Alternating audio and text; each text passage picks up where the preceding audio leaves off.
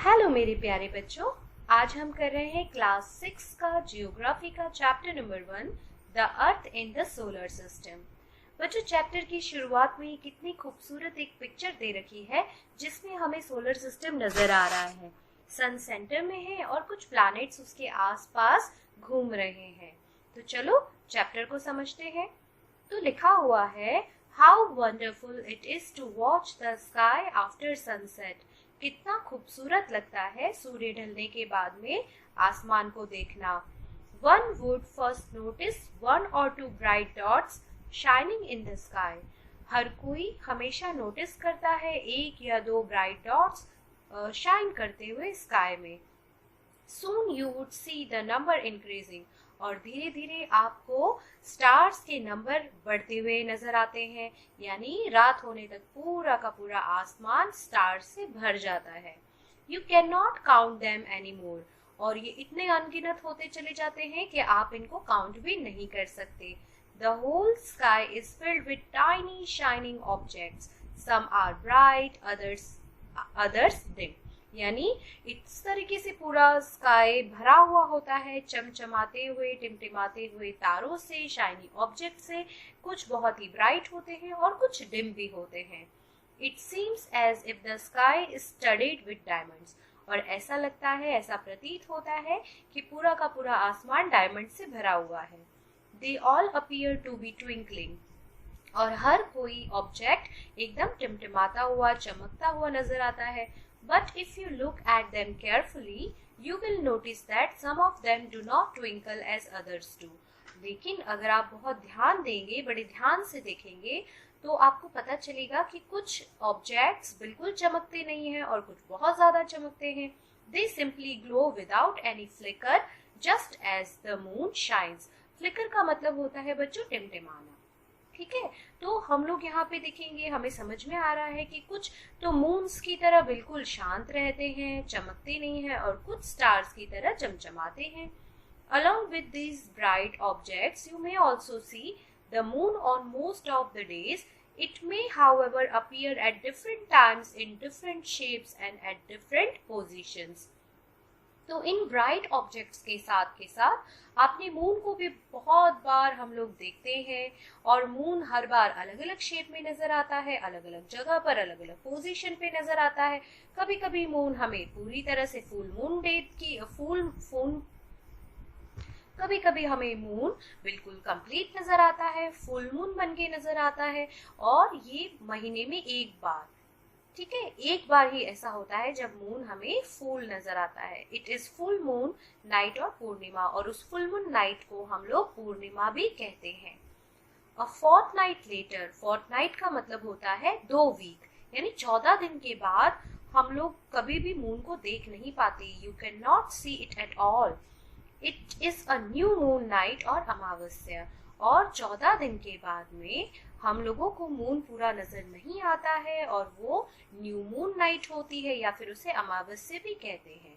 On this day you can watch the night sky best provided it is a clear night, और उस दिन हम देखेंगे कि किस तरीके से नाइट पूरी की पूरी, कोई भी ऑब्जेक्ट्स, ब्राइट ऑब्जेक्ट उसमें नहीं चमकते, और पूरी रात एकदम अंधियारी होती है, ब्लैक होती है। The sun, the moon, and all those objects shining in the night sky are called celestial bodies. तो बच्चों, जितने भी बड़े बड़े ऑब्जेक्ट्स होते हैं, सन है, मून है, ये शाइनिंग स्टार्स हैं, तो ये सब को हम सेलेस्टियल बॉडीज कहते हैं, जो स्पेस में हमें नजर आते हैं। Some celestial bodies are very big and hot, और कुछ सेलेस्टियल बॉडी बहुत ही बड़े होते हैं, बहुत ही गर्म होते हैं, जैसे कि सन को ही ले लो। They are made up of gases. They have their own heat and light, which they emit in large amounts. और ये जितने भी सेलेस्टियल बॉडी होते हैं, ये गैसेस के भी भरे होते हैं, इनके अंदर इनकी खुद की हीट होती है, खुद की लाइट होती है, और इस हीट और लाइट को ये एमिट करना, यानी बाहर निकालना, ये अपने अंदर से बाहर निकालते रहते हैं।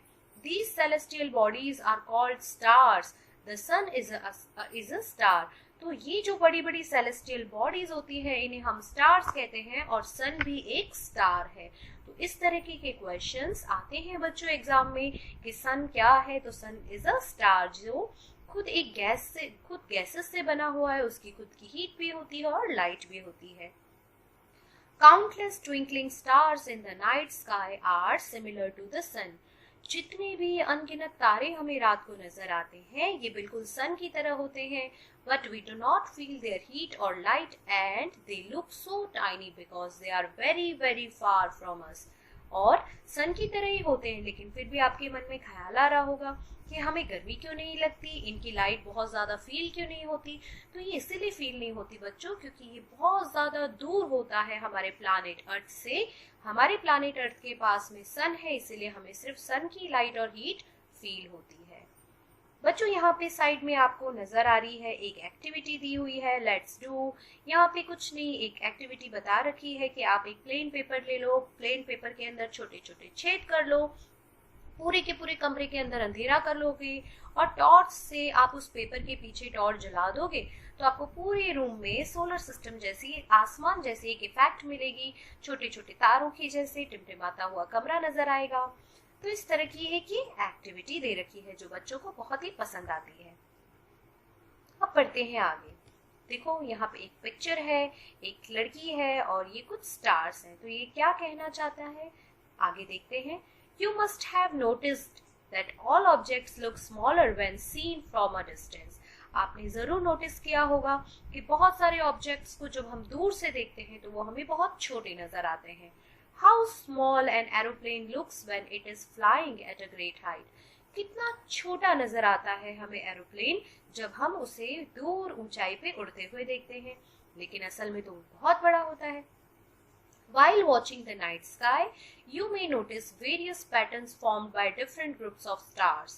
These are called constellations. यानी जब आप रात को देखते होंगे तो आपने देखा होगा कि बहुत सारे स्टार्स आपस में कुछ पैटर्न बना देते हैं, कुछ फिक्स्ड पैटर्न, और इन्हीं पैटर्न को ध्यान देकर जो एस्ट्रोलॉजर्स होते हैं, जो हमारे हाथ वगैरह देखते हैं, हमारा नसीब वगैरह देखते हैं, वो इन स्टार्स की मदद से ही अपना गणित बिठाते हैं, बताते हैं कि किस तरीके से आपके राशि भविष्य होगा।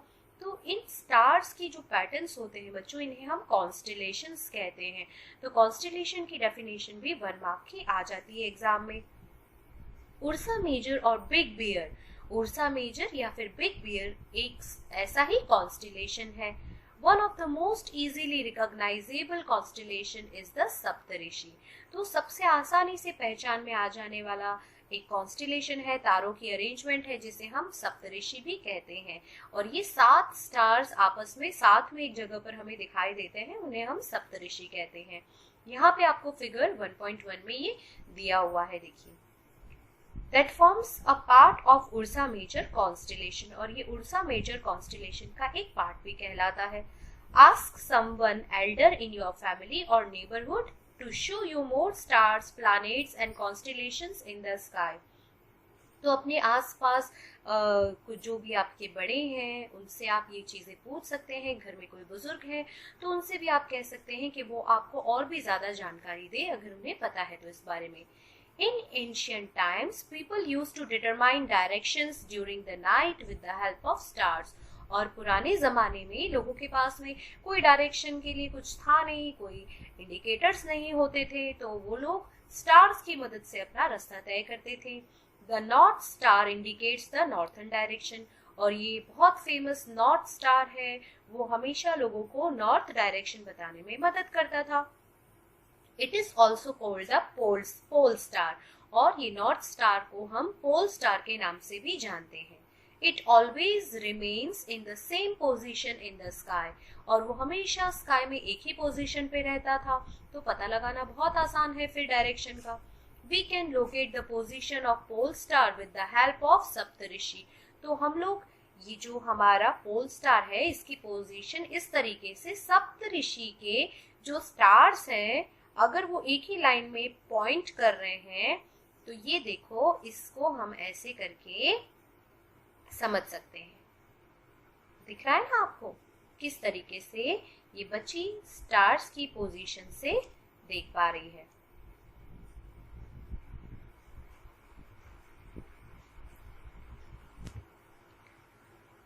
If an imaginary line is drawn joining the pointer stars and extended further, it will point to the pole star. अगर हम एक imaginary line बना लें अपने दिमाग में सप्तऋषि की टेल से और उसको जोड़ दें तो हमें pole star नजर आ जाएगा.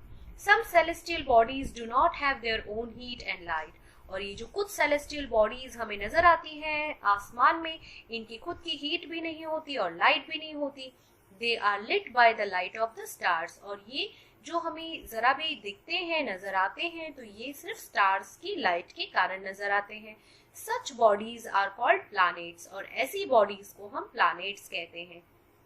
The word planet comes from the Greek word plantei, which means wanderers. Plantei का मतलब होता है wanderers, यानी आसपास घूमने वाले. The earth on which we live is a planet. हम जिस अर्थ पे रहते हैं वो भी एक planet है, एक ग्रह है. It gets all its heat and light from the sun. और हमारे सबसे करीबी स्टार कौन है बच्चों? तो हमारे सबसे करीबी स्टार है सन.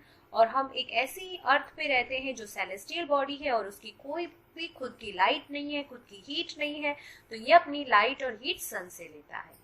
If we look at the earth from a great distance, say the moon, it will appear to be shining just as the moon.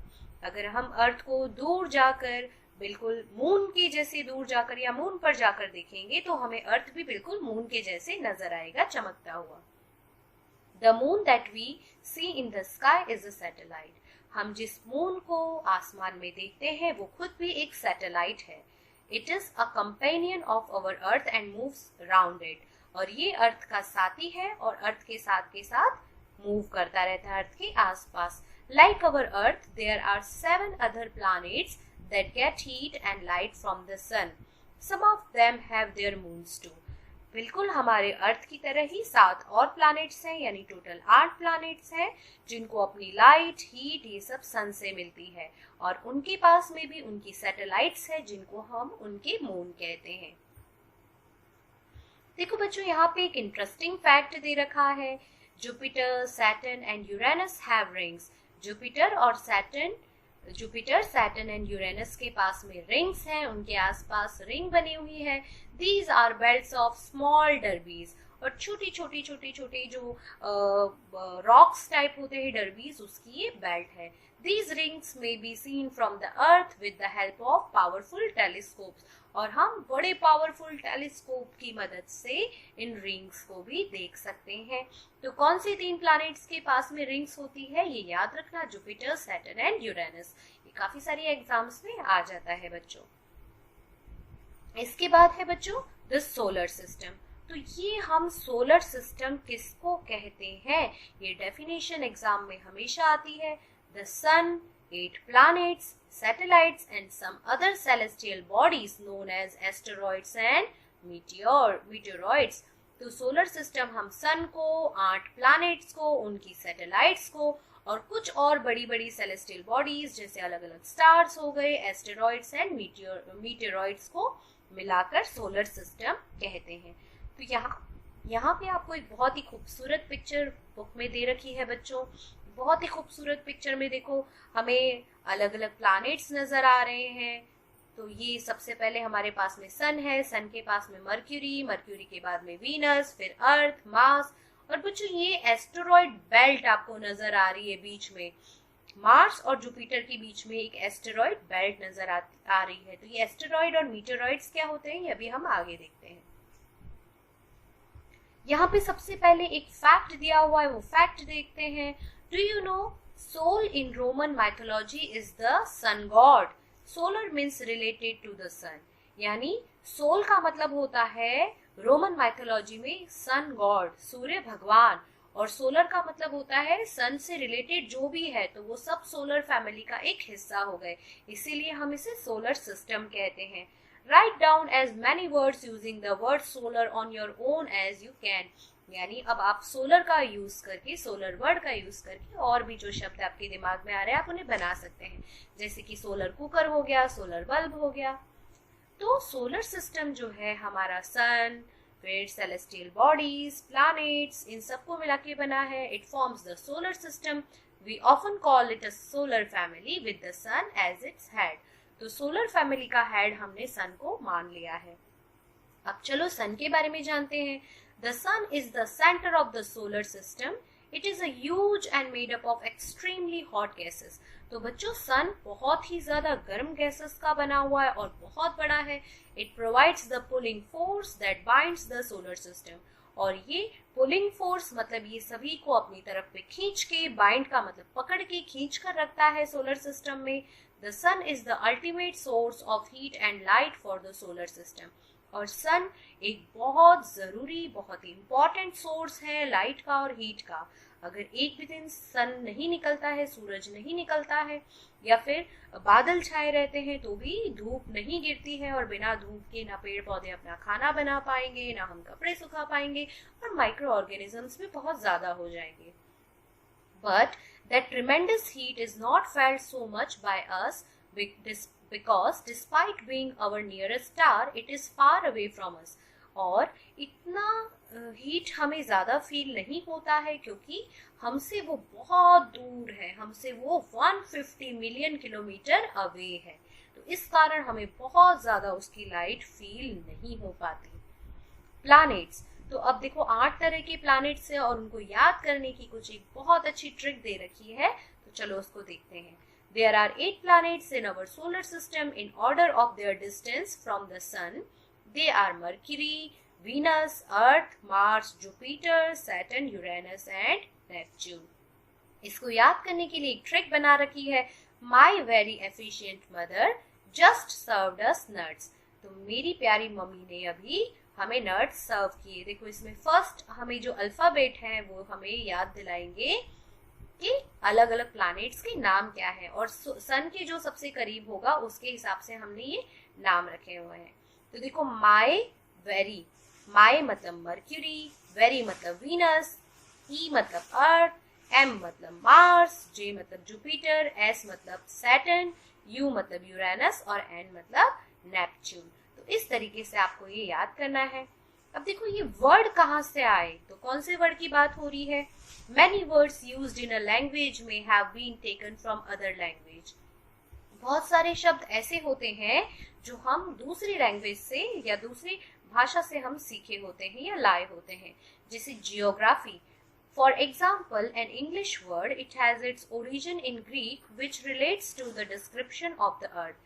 Geography हमने ग्रीक लैंग्वेज से उठाया है ये शब्द, और इसका कुछ मतलब होता है। जी मतलब अर्थ एंड ग्राफिया मतलब राइटिंग। हम अर्थ के बारे में जो जो चीजें जानते हैं, समझते हैं, लिखते हैं, तो इस हिसाब से हमने जियोग्राफी बनाई है। देखो जियो प्लस लॉजी मतलब study of earth, geo plus metry मतलब measurement of earth, geoid, geoid मतलब resembling the shape of or forms of the earth, यानी अर्थ के अलग अलग फॉर्म की यहाँ पर हम बात कर रहे हैं। All the 8 planets of the solar system moves around the sun in fixed path.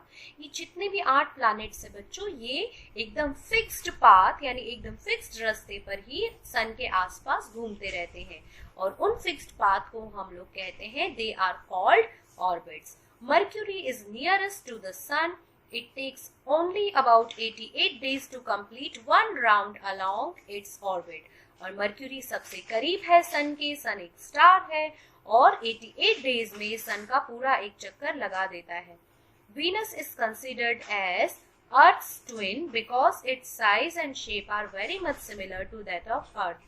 और वीनस को हम अर्थ का जुड़वा भी कहते हैं, अर्थ का ट्विन भी कहते हैं, क्योंकि इसकी साइज और शेप लगभग लगभग अर्थ के बराबर है। फिर आगे देखते हैं बच्चों, टिल रिसेंटली यानी 2006 तक हम प्लूटो को भी, यानी पहले 9 प्लैनेट्स हम मानते थे, प्लूटो को भी हम एक प्लैनेट कंसीडर करते थे। लेकिन एक बार इंटरनेशनल एस्ट्रोनॉमिकल यूनियन की मीटिंग हुई, तब उन्होंने डिसीजन लिया कि प्लूटो को हम सेलेस्टियल ऑब्जेक्ट में काउंट कर लेंगे, क्योंकि ये बहुत ही छोटा डार्क प्लैनेट है। डार्क मतलब बौना, बहुत छोटा। तो अब छोटा प्लैनेट कब होता है, जब वो बहुत दूर चला जाता है। तो ये माना गया है कि प्लूटो धीरे धीरे अपनी एक्सिस से बहुत दूर निकल गया है, तो हमने उसको सोलर सिस्टम से बाहर कर दिया है। अब बात करते हैं हमारे प्यारे अर्थ की, जहां हम सब रहते हैं। The earth is the third nearest planet to the sun. Earth तीसरा प्लैनेट है जो सन के सबसे करीब है। In size it is the 5th largest planet, और अगर हम साइज के हिसाब से समझे तो ये 5वें नंबर का लार्जेस्ट प्लैनेट है। It is slightly flattened at the poles, और ये पोल्स के यानी ऊपर नीचे से थोड़ा सा फ्लैट है, यानी हम इसको अंडे जैसा शेप भी समझ सकते हैं थोड़ा थोड़ा। That is why its shape is described as a geoid. Geoid means an earth-like shape. Conditions favorable to support life are probably found only on the earth. यानी जिंदा रहने के लिए जो जो कंडीशन चाहिए, हमें हवा चाहिए, पानी चाहिए, ये सब सिर्फ अर्थ पे ही पॉसिबल है। The earth is neither too hot nor too cold. और अर्थ बहुत ज्यादा गर्म नहीं है, बहुत ज्यादा ठंडा नहीं है। It has water and air which are very essential for our survival. अर्थ बहुत ज्यादा गर्म नहीं है, ठंडा नहीं है, उसके पास पानी है, हवा है, जो किसी भी व्यक्ति के जिंदा रहने के लिए काफी है। The air has life supporting gases like oxygen. Because of these reasons, the earth is a unique planet in the solar system. तो बच्चों कई बार ये क्वेश्चन एग्जाम में देखा गया है कि अर्थ को क्यों यूनिक प्लैनेट कहा जाता है, तो इसके पास में वो फेवरेबल कंडीशंस है जो हमें अभी तक दूसरे प्लैनेट्स पे नहीं दिखाई दी है। यहाँ पे देखो हमें कुछ एक फैक्ट बताया है। Do you know light travels at the speed of about 3 lakh kilometre पर सेकेंड। लाइट जो है 3 लाख किलोमीटर एक सेकेंड में ट्रेवल कर लेती है। Yet even with this speed, the light of the sun takes about 8 minutes to reach the earth. इस तरह से इतनी स्पीड से आने के बावजूद भी सन से अर्थ तक आने के लिए सनलाइट को 8 मिनट लग जाते हैं अर्थ तक पहुंचने के लिए। तो from the outer space the earth appears blue because its 2/3 surface is covered by water. It is therefore called a blue planet. और बच्चों जब हम स्पेस में से अर्थ को देखते हैं तो अर्थ हमें ब्लू नजर आती है, क्योंकि अर्थ का 2/3 हिस्सा पानी से कवर्ड है। हमारे पास में बड़े बड़े ओशियंस है, Pacific ocean, Antarctic ocean, Indian ocean, ऐसे बड़े बड़े ओशियंस हैं, इसके कारण हमें अर्थ ब्लू नजर आती है। अब देखते हैं मून के बारे में। Our Earth has only one satellite. हमारे अर्थ के पास सिर्फ एक ही सैटेलाइट है, that is the moon, और उसे हम मून कहते हैं। Its diameter is only 1/4 that of the earth, और अगर हम इसका डायमीटर चेक करें तो ये बस 1/4 जितना है अर्थ के।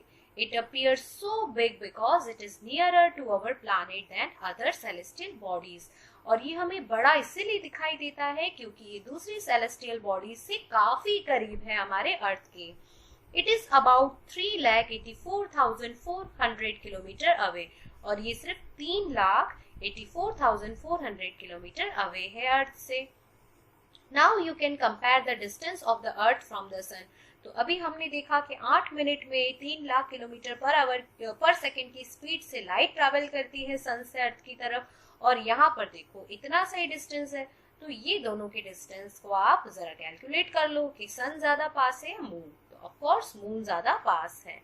The moon moves around the sun in about 27 days. It takes exactly same time to complete one spin.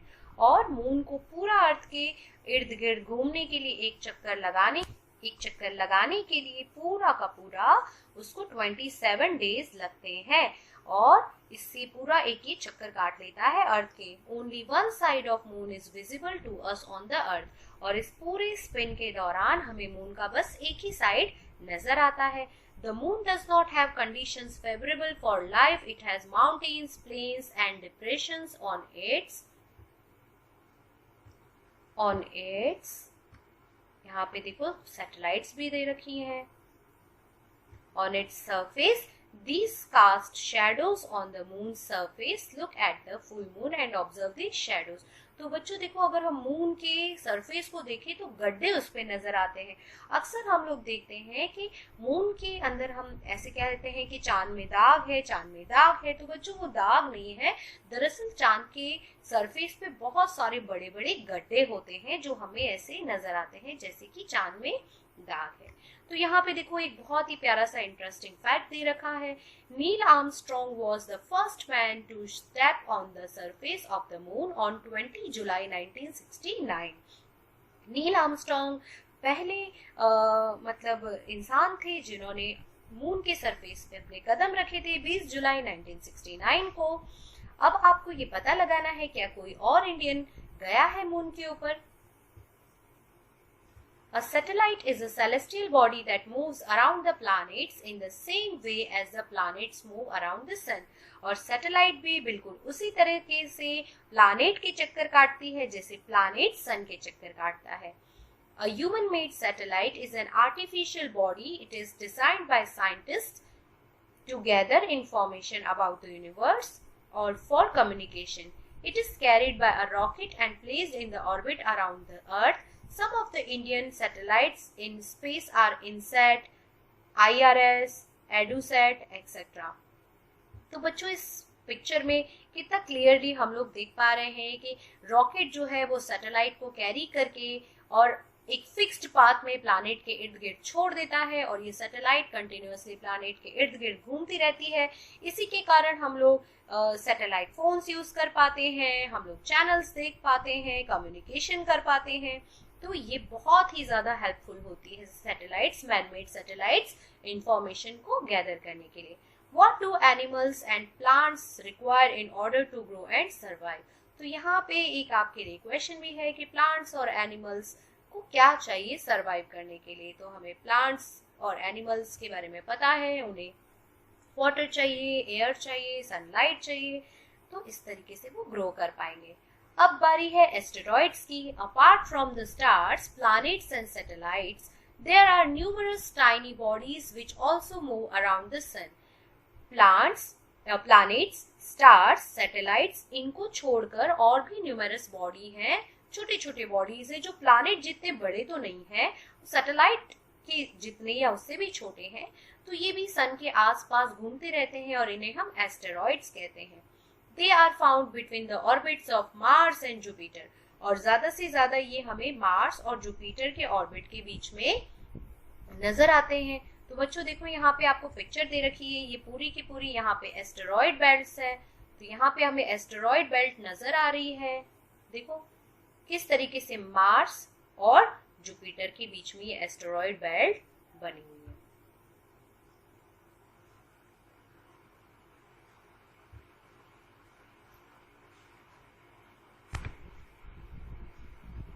Scientists are of view that asteroids are parts of a planet which exploded many years back.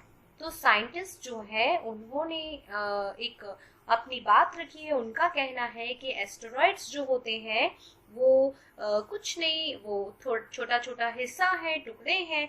जब planets explode हुए होंगे यानी कि टूटे होंगे या उनमें blast हुआ होगा तो उससे क्रिएट हुए छोटे छोटे हिस्से हैं। इसके बाद है meteoroids. The small pieces of rock which move around the sun are called meteoroids. तो ये छोटे छोटे रॉक के पीसेस होते हैं जो सन के इर्द गिर्द घूमते हैं और ये मीटेरॉइड्स कभी कभी अर्थ के पास भी आ जाते हैं और अर्थ से टकरा भी जाते हैं। During this process, due to friction with the air, they got heated. और कभी कभी फ्रिक्शन के कारण, घर्षण के कारण ये जल भी जाते हैं। It causes a flash of light sometimes. A meteor without being completely burnt falls on the earth and creates a hollow. और कभी कभी फ्रिक्शन नहीं भी हो पाता है और फ्रिक्शन हो भी जाता है तो ये सीधे के सीधे अर्थ के अंदर आकर गिर जाते हैं। Do you see a whitish broad band? और आपको यहाँ पे एक व्हाइटिश ब्रॉड बैंड नजर आ रहा है क्या? यहाँ पे एक व्हाइटिश ब्रॉड बैंड हमने अक्सर अपने आसमान में देखा है। एक व्हाइटिश यानी सफेद कलर का कोई एक ब्रॉड बैंड पट्टे तरीके का आसमान में नजर आता है। Like a white glowing path across the sky on a clear starry night. कभी कभी हमने देखा है रात के समय में जब बहुत सारे तारे होते हैं तो एकदम सफेद पट्टा आसमान में। एक्चुअली में it is a cluster of millions of stars और ये बहुत सारे स्टार्स का एक पूरा का पूरा झुंड है। This band is the milky way Galaxy और इसे हम मिल्की वे गैलेक्सी भी कहते हैं, ब्रह्मांड कहते हैं हिंदी में। Our solar system is a part of this galaxy और हमारा सोलर सिस्टम इसी गैलेक्सी का एक हिस्सा है। In ancient India, it was imagined to be a river of light following in the sky. और पुराने समय में भारत में ये माना जाता था कि ये आकाश के अंदर कोई नदी है जो बह रही है, और उसी का नाम दिया गया था आकाश Ganga. A galaxy is a huge system of billions of stars and clouds of dust and gases. और गैलेक्सी एक बहुत बड़ा हम सिस्टम मानते हैं जिसके अंदर क्लाउड्स हैं, गैसेस हैं और डस्ट हैं. There are millions of such galaxies that make the universe. और ये कहा जाता है कि इस दुनिया में मिलियंस ऑफ गैलेक्सीज हैं और ये पूरा का पूरा यूनिवर्स का एक हिस्सा है. It is difficult to imagine how big the universe is. और ये समझ पाना बहुत ही मुश्किल है कि यूनिवर्स कितना बड़ा होगा. Scientists are still trying to find out more and more about it. और अभी भी बहुत सारे वैज्ञानिक रिसर्च कर रहे हैं, खोज कर रहे हैं इसके बारे में और भी ज्यादा नॉलेज इकट्ठी करने की. We are not certain about its size, but we know that all of us, you and I, belong to this universe. और हम इसके बारे में और तो कुछ नहीं जानते, लेकिन हम इतना जानते हैं कि आप और मैं इस यूनिवर्स का एक बहुत ही प्यारा हिस्सा है. तो बच्चों, इसी के साथ ये चैप्टर यहाँ पे फिनिश होता है. अगर आपको वीडियो मेरी समझ में आती है, अच्छी लगती है, तो please like my video, subscribe my channel.